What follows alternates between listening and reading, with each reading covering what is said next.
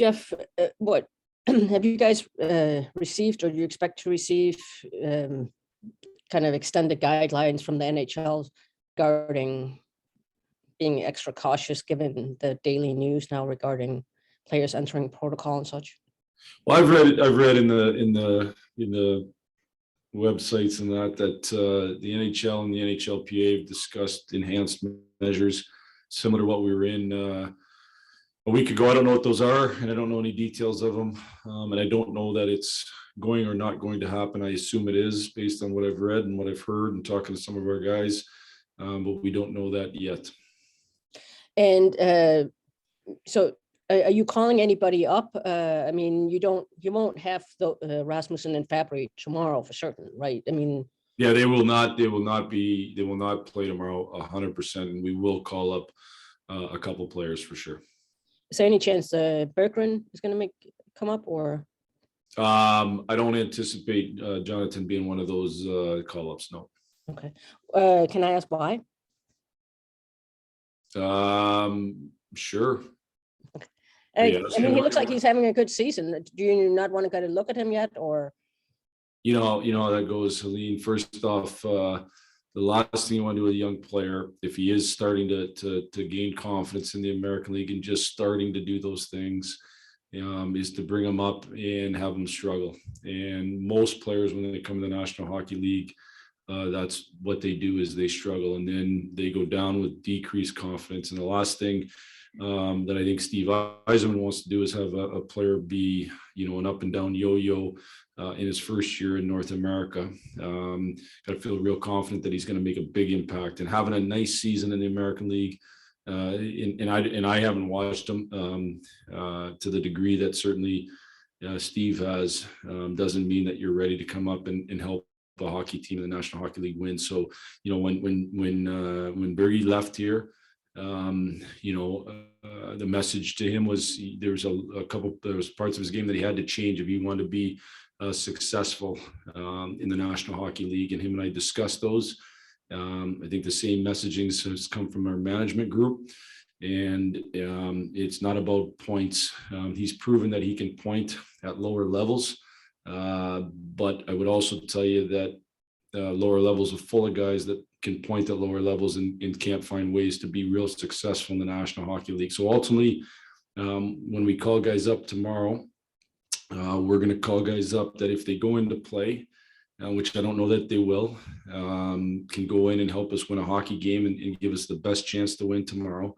And we're always cognizant of certain players, especially young players, handling, I guess you'd use the word handling their development correctly.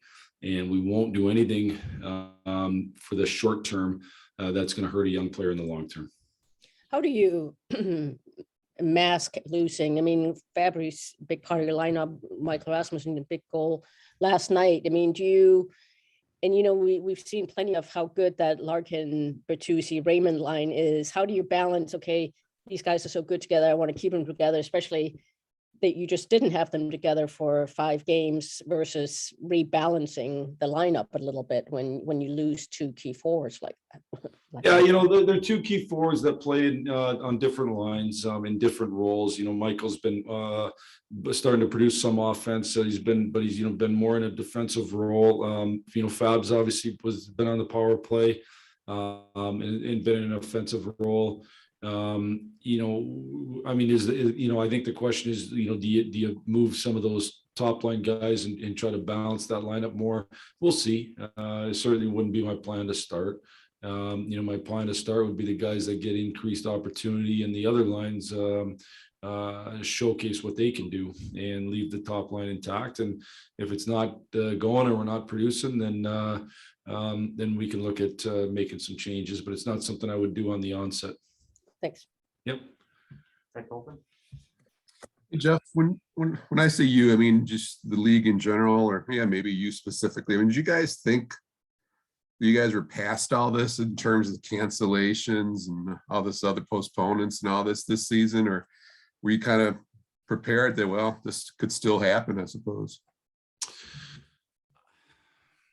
It's a hard one to answer. I think I'm like probably most of us in the world. This has been a a pandemic that we just have, it's hard to predict. And, it certainly has lingered, and more than any of us have wanted it to, but it's lingered. And, I think, I think everybody, if you really looked at listening to the experts, that as important as the vaccinations are in helping protect you, certainly against serious illness, and it also doesn't mean that you're not going to get the virus. And so when you're testing on a regular basis, then, I think these are the things that happen. So would we love to not be in this situation? We'd love to not be in this situation. We all would. I think the world would. But that's not the way it is right now, and we're going to have to deal with it just like the rest of the hockey league. How tough is it to prepare for Carolina tomorrow night? It seems like both rosters are in a little bit of fluctuation almost by every few hours or something. Yeah, I mean, the one thing I know for sure is at the end of the night, 2 points are going to get awarded to one team or the other, and at the end of the year, they're not going to look back and say, well, that team was missing those guys and that team was missing those guys. We're both going to be missing some guys. Obviously, they've got more guys, I think, out. They got some guys coming back. We're both going to be missing some guys, and and so we're gonna have to go out and make sure we fight through any kind of distraction of having guys out of the lineup, and fight through having those losses and find a way to win the hockey game. And we're gonna have a team capable of doing it. Now we got to go out and do it. Thanks for this, Jeff. Yep. Max Boltman. Hey, Jeff. Alex last night was talking about circling the Carolina game on the schedule in his head after he saw the schedule after the trade. I mean, is that something that you kind of take into consideration when you're picking your lineup for a guy who's playing his former team for the first time? Yeah, I would certainly take that into consideration.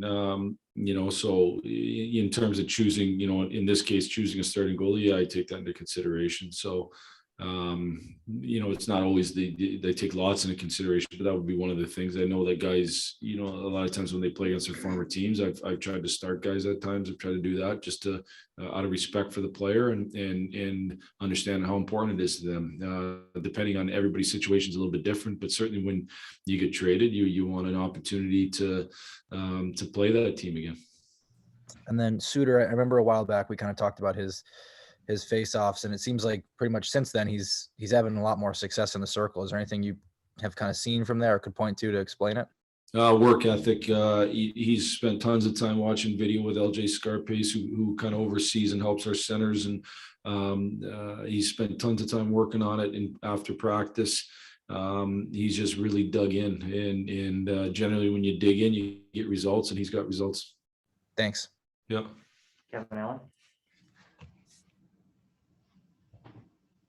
Yeah, Jeff, I know this is completely out of your hands and the decisions are made above your pay grade, but were you surprised that you were going to play tomorrow, or did you expect it? And do you have any trepidation to go play a team that, has a bunch of COVID, cases, and you're not quite sure what's happening there and, could impact your team? I mean, what's your kind of thoughts on it?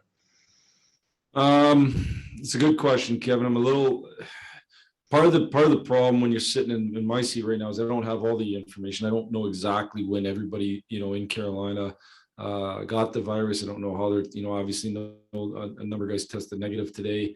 I guess I'm relying on the medical experts to say that it's safe. We're relying on them to be right. I certainly, believe that their best intentions are that if they thought they were putting us at risk to spread it, that we wouldn't play the game. I think that's the number one driver of these decisions is containing the spread of it. Do I have trepidation? Yeah, I have trepidation. I certainly don't want to see my team exposed to any more cases than we have to. But I also understand there's kind of a, I don't want to say risk reward because that's not necessarily the right word, but there's a balance here, and it's kind of like the balance we've all faced. You can shut down and not do anything and not spread it, or you can try to work within the parameters. I think that's what we're trying to do, and we're trying to get the games in, and I think that's important too. So Do I have trepidation? Yes. Am I torn? A little bit. Certainly I want to coach and our players want to play. So not torn that way, but torn in the sense that, I don't want to expose our guys, but I'm also relying that the medical experts have certainly our best intentions. I totally believe that, and that they're putting us in a safe environment. Thanks, Jeff. Yep. Queen St. James. Just a follow-up for clarification on Fabry and Rasmussen. Are they each in the 10-day pandemic, or is there a chance they might be false tests? And so it's just tomorrow that they're out for sure because. They're both in COVID protocol, and so that can mean a lot of different things. But ultimately, they will not play tomorrow's hockey game, and they're in the protocol. Okay, thanks. Yep. Kylie Johnson. Tyler Bertuzzi, was it a maintenance day for him, and will he be available tomorrow? Yes and yes. Okay, and the Mark Stahl getting a practice in, will he be available? He will be available tomorrow. Cool. Yeah. Okay, so when we're looking at the games that we've had previously and the shots on net were pretty low, and then yesterday's was almost 40. Mhm. Is there something that you guys changed in your game, or was it just happenstance getting guys back in the lineup? Yeah, it's a good question. I think, one of the things we did yesterday, more than we have, is we spent a good amount of time in the O-zone. We won the battle between O-zone, D-zone ratio by just a little bit, but we still won it. I think it was 20 plus minutes in the O-zone by our numbers. And so, I think when you do that, you grind teams down, you have opportunities to shoot the puck more. And I think we did a good job of not passing up shots. It's certainly something that we've talked about here in the last bit. And, so I think it's a combination of not defending as much, playing in the offense more, and then taking the shots that are available to us. We've been talking about it this whole time during the presser, but Carolina, obviously, without a bunch of their star guys. Is that something that you look at and you feel like you can capitalize on some of that weakness that they may have without those guys in the lineup? Or is it just going to be like any other game because you guys also have a few star players out? Yeah, I mean, it's certainly, if the lineups kind of stay as they are, they'll be missing a significant amount. We'll be missing, a couple key pieces. And it's got an impact on it, but like I said, at the end of the day, there's going to be 2 points awarded. So is it the same? Listen, they're going to fight like crazy for those 2 points, so we better fight like crazy for those 2 points. That's the reality of it. And we know our lineups aren't going to be totally full either team, and you got to go out and you got to play like crazy to win. All right, last question. Philip Zadina has obviously had a few shots on net per game, great chances not going in. What do you say to him? Try not to let that frustration get to his head. Keep doing exactly what you're doing. And if you continue to get chances the way you've gotten chances the last 2 games, they're going in. That's just reality. I think if Philip's been through it enough now, I think he understands that, where I think maybe a year or 2 ago, frustration would have set in earlier. I think he's at peace with understanding that if he just stays with exactly what he's saying, he's going to keep getting the ice time and he's going to keep getting the chances. And so I feel real comfortable having chatted with him today that he's in that position to stay with it. Thank you.